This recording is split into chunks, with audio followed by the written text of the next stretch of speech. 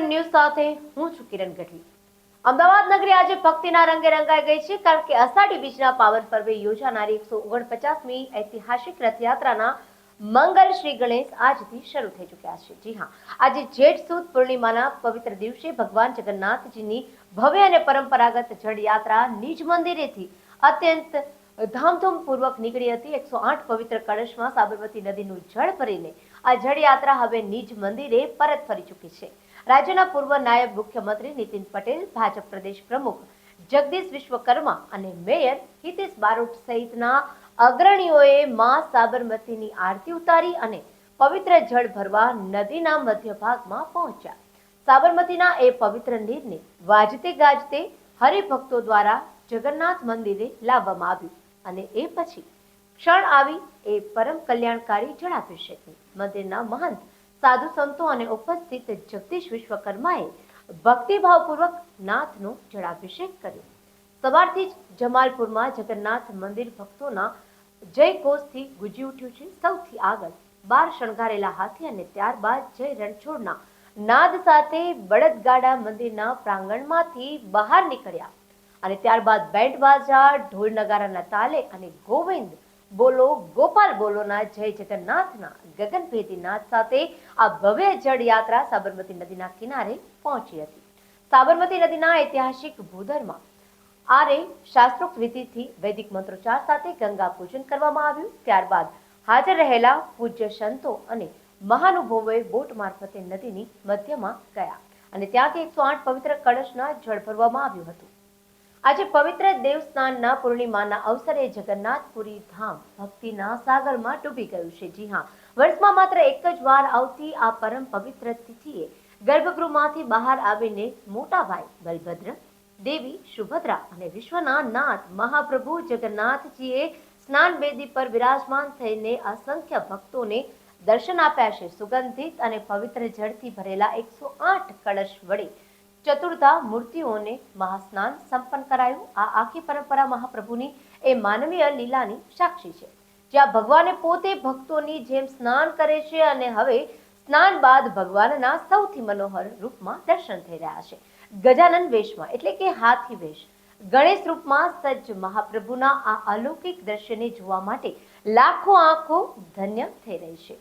રાજકોટના જંગલેશ્વર ડિમોલેશનમાં પ્રજાના ટેક્સના પૈસાના બેફામ ધુમાડો થયો હોવાના ચોંકાવનારા ખુલાસા થયા છે। જી હા, જંગલેશ્વરમાં કોર્પોરેશન દ્વારા કરવામાં આવેલા ડિમોલેશનના ખર્ચનો વિવાદ હવે વકર્યો છે। સૂત્રો પાસેથી મળતી માહિતી મુજબ વાત કરીએ તો માત્ર મિનરલ વોટર એટલે કે પીવાના પાણીની પાછળ અધધ 23 લાખ રૂપિયાનો ખર્ચો કરી નાખવામાં આવ્યો છે। ભોજન, નાસ્તા અને જેસીબી સહિતના આ આખા ડિમોલેશન પાછળ અંદાજિત 3 કરોડ રૂપિયાનો તોતિંગ ખર્ચ હોવાનું પણ સામે આવ્યું છે। આ સમગ્ર મામલે હવે રાજકોટના મેયરનું પણ મોટું નિવેદન સામે આવ્યું છે, જેમાં તેમણે બચાવ કરતા કહ્યું છે કે આ ઘટના તેમની ટર્મ પહેલાની છે। આ સાથે તેમણે આશ્વાસન આપતા ઉમેર્યું છે કે કમિશનરના રિપોર્ટના આધારે આ મામલે કડક કાર્યવાહી કરવામાં આવશે। ગુજરાતના કેટલાક વિસ્તારોમાં ચોમાસાની એન્ટ્રી બાદ છેલ્લા કેટલાક દિવસથી ચોમાસાની ગતિ ધીમી પડી રહી છે। આજે ગુજરાતના 19 જિલ્લામાં ગાજવીજ સાથે હળવાશથી મધ્યમ વરસાદની આગાહી કરવામાં આવી છે। આ સાથે જ વાત કરી જુલાઈ મહિનાની, જેમાં શરૂઆતથી રાજ્યભરમાં મેઘરાજા જમાવટ કરશે, એટલે કે 1 જુલાઈએ રાજ્યભરમાં ગાજવીજ સાથે વરસાદની આગાહી હવામાન વિભાગે કરી છે। તો 2 જુલાઈની વાત કરી, જ્યાં દક્ષિણ ગુજરાતમાં ભારે વરસાદનું એલર્ટ જાહેર કરવામાં આવ્યું છે। આ સાથે જ 29 જૂને વહેલી સવારથી જ વલસાડ શહેરના કેટલાક વિસ્તારોમાં વરસાદી માહોલ જોવા મળી શકે છે। શહેરના અનેક વિસ્તારોમાં હળવા વરસાદથી વાતાવરણ ઠંડક પ્રસરી છે। હવે વાત કરી ભાવનગર જિલ્લાની, જ્યાં મેઘરાજાએ ફરી એકવાર મન મૂકીને વરસી રહ્યા છે। ખાસ કરીને જેસર તાલુકાના પંથકમાં આજે ફરી ધોધમાર વરસાદનું આગમન થયું છે, જેના કારણે સ્થાનિકો અને ખેડૂતોમાં ભારે આનંદનો માહોલ જોવા મળ્યો છે। ભાવનગરના જેસર અને તેની આજુબાજુના ગ્રામ્ય વિસ્તારોમાં પણ મેઘરાજાની સવારી ફરી આવી પહોંચી છે। જી હા, ચોમાસાના પ્રારંભમાં જ અહીં વાવણી લાયક ઉત્તમ વરસાદ નોંધાઈ ચૂક્યો છે અને આજે બપોર બાદ અચાનક વાતાવરણમાં પલટો આવ્યો હતો, ત્યારે કાળા ડિબાંગ વાદળોના ગડગડાટ સાથે સમગ્ર જેસર પંથકમાં ધોધમાર વરસાદ તૂટી પડ્યો છે। જેસર તાલુકાના ગ્રામ્ય વિસ્તારોની વાત કરીએ તો રાણપરડા, જેસર, ચિરોડા, સનાળા, દેપલા જેવા અન્ય વિસ્તારોમાં પણ પંથકમાં સાર્વત્રિક વરસાદ ખાબક્યો છે। ભાવનગર જિલ્લામાં ખનીજ માફિયાઓ સામે તંત્રએ અત્યાર સુધીનું સૌથી મોટું ઓપરેશન પાર પાડ્યું છે, જી હા, ઘોઘા તાલુકાના લાખણકા ગામે ચાલતા ગેરકાયદેસર રેતી ખનન અને ભાવનગર ભૂશાસ્ત્રી અને પ્રાંત અધિકારીઓની સંયુક્ત ટીમે ઓચિંતો દરોડો પાડ્યો. આ મેગા રેડમાં તંત્રએ ઘટના સ્થળેથી 4 જેસીબી મશીન અને 4 ડમ્પર સહિત કુલ 1.56 કરોડ રૂપિયાનો મુદ્દામાલ જપ્ત કર્યો છે. મળતી માહિતી પ્રમાણે વાત કરીએ તો લાખણકા ગામની સરકારી અને ખાનગી પડતર જમીનમાં મોટા પાયે ગેરકાયદેસર ખનન થયું હોવાની ગુપ્ત ફરિયાદ મળી હતી અને જેના આધારે અધિકારીઓની સ્પેશિયલ ટીમે કાનોકાન ખબર પડતા જ આકસ્મિક દરોડા પાડ્યા હતા. તપાસ દરમિયાન અધિકારીઓએ પણ ચોંકી ઉઠ્યા હતા, કારણ કે સીમ વિસ્તારમાં અલગ અલગ 6 સ્થળો પર રેતી ચાળવાના મસમોટા ચારણાઓ ધમધમી રહ્યા હતા. અલગ અલગ માલિકો દ્વારા ચાલવવામાં આવતી આ આખા ગેરકાયદેસર ખનન નેટવર્કને તંત્રએ સંપૂર્ણપણે ઝડપી લીધું છે. હાલના તમામ વાહનો અને ભારે મશીનરીની સીઝ કરીને ખનીજ ચોરો સામે કાયદેસરની કડક કાર્યવાહી હાથ ધરવામાં આવી છે. નર્મદા જિલ્લાના ગરુડેશ્વરથી આ સમયના સૌથી મોટા સમાચાર સામે આવ્યા છે. જી હા, ગરુડેશ્વરમાં સરકારી અધિકારીઓના મકાનો પર ડિમોલેશનની કામગીરી આજે બીજો દિવસ છે અને જે ઉચ્ચ અધિકારીઓના સરકારી મકાનો શ્રી સરકાર એટલે કે સરકારી હસ્તક જાહેર થયા હતા તેના પર તંત્રએ કડક કાર્યવાહી હાથ ધરી છે. નર્મદાના ગરુડેશ્વરમાં હાઈ પ્રોફાઇલ ડિમોલેશનનો આજે બીજો દિવસ છે.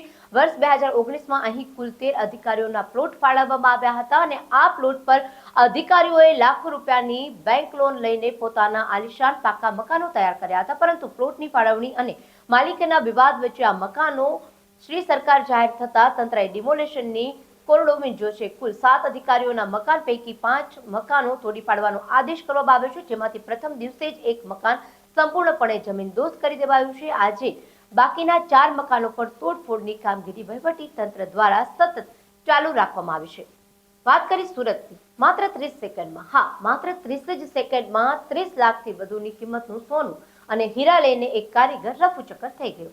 સુરતના હીરા બજાર મૈદરપુરામાં બનેલી આ ઘટનાએ બધાને ચોંકાવી દીધા છે. ઘટના છે મૈદરપુરાના ભવાનીવડ મેઇન રોડ પર આવેલા સાંઘા જ્વેલર્સની, જેમાં આ કારખાનામાં માલિક પ્રદીપ કુમાર માહિતી છે અને 16 જૂનની રાત્રે કારખાનામાં મેનેજર સુદીપ કુમાર દાસે નિયત સમયે કામ પૂરું કરાવ્યું અને કારીગર સંજીવ સાધ્ય ઉર્ફે બપનને મૂળ હુગલી પશ્ચિમ બંગાળનો છે. તેણે સોનું અને હીરા પોતાના લોકરમાં સુરક્ષિત મૂક્યા હતા. ઘટના છે આ મૈદરપુરાની, જેમાં આ ઘટના બની છે. પહેલા ધરતીકંપ અને હવે જળપ્રલય. કુદરત જ્યારે રૂઠે છે ત્યારે તબાહીનું કેવું મંજર સર્જાય છે તેનો જીવતો જાગતો પુરાવો હાલ વેનેઝુએલામાં જોવા મળી રહ્યો છે. જી હા, પહેલા શક્તિશાળી ભૂકંપના આંચકા અને હવે આકાશી આફત બનીને વરસેલા મુશળધાર વરસાદ. વેનેઝુએલામાં અત્યારે કુદરતના બેવડા પ્રહારથી ધ્રુજી ઉઠ્યું છે. ભૂકંપના આંચકાઓમાંથી હજુ લોકો બહાર આવે તે પહેલા જ મેઘરાજાએ એવો કહેર મચાવ્યો છે કે ચારે તરફ બસ ચીસાચીસ અને તબાહીના દ્રશ્યો જોવા મળે છે. ભૂકંપ બાદ શરૂ થયેલા અવિરત વરસાદે તેને વેનેઝુએલાની પૂરની ભયાનક સ્થિતિ સર્જી દીધી છે. નદીઓ વહેણ તોડીને રહેણાંક વિસ્તારોમાં ઘૂસી ગઈ છે. પહાડી વિસ્તારોમાં ભૂકંપના કારણે નબળી પડેલી જમીન હવે ભારે વરસાદને લીધે ધસી પડી છે. જી હા, આ ભયંકર લેન્ડસ્લાઇડ ભૂસ્ખલનના કારણે અનેક ઘરો કાટમાળમાં ફેરવાઈ ગયા છે અને રસ્તાઓ ધોવાઈ જતા સંપૂર્ણપણે તૂટી ગયો છે. ગ્લોબલ વોર્મિંગ અને ક્લાઇમેટ ચેન્જનો ખતરો હવે માત્ર કાગળ પર નથી રહ્યો પણ દુનિયાની સામે આવી ગયો છે. જી હા, હંમેશા ઠંડા રહેતા યુરોપના દેશો અત્યારે ગરમીથી શેકાઈ રહ્યા છે. ખાસ કરીને નેધરલેન્ડમાંથી જે તસવીરો અને વિડીયો સામે આવ્યા છે તે જોઈને આખી દુનિયા ચોંકી ગઈ છે. ત્યાં ગરમીનો પારો એટલો અસામાન્ય સ્તરે પહોંચ્યો છે કે રસ્તા પરનો ડામર પીગળવા લાગ્યો છે. સોશિયલ મીડિયા પર લોકો કહી રહ્યા છે કે નેધરલેન્ડમાં સતત વધી રહેલી હીટવેવ અને ગરમ પવનોની લહેર લોકોનું જીવવું મુશ્કેલ કરી રહ્યું છે. સોશિયલ મીડિયા પર આ વાયરલ થયેલા દ્રશ્યો યુરોપમાં પડી રહેલી ભીષણ ગરમીની ગંભીરતા દર્શાવે છે. જે રસ્તાઓ પર ક્યારે બરફ જામતો હતો ત્યાં આજે ડામર પીગળી રહ્યા છે અને પર્યાવરણ નિષ્ણાંતોના મતે જો વાત કરીએ તો છેલ્લા કેટલાક વર્ષોથી યુરોપમાં જે રીતે વારંવાર હીટવેવ આવી રહી છે તે સીધો યુરોપની આ સ્થિતિ એ વાતની સાબિતી કરે છે કે પ્રકૃતિ સાથે જે છેડછાડ થઈ રહી છે તેનું પરિણામ આખી દુનિયાએ ભોગવવું પડશે. ગરમીની આ થાપનો માત્ર નેધરલેન્ડ્સ પૂરતી મર્યાદિત નથી પણ વૈશ્વિક સંકટની ઘંટી છે. તો આ હતા અત્યાર સુધીના ટોપ 10 સમાચાર. આવા સાથે જ અમારી ચેનલને લાઈક, શેર અને સબસ્ક્રાઇબ કરવાનું ચૂકશો નહીં.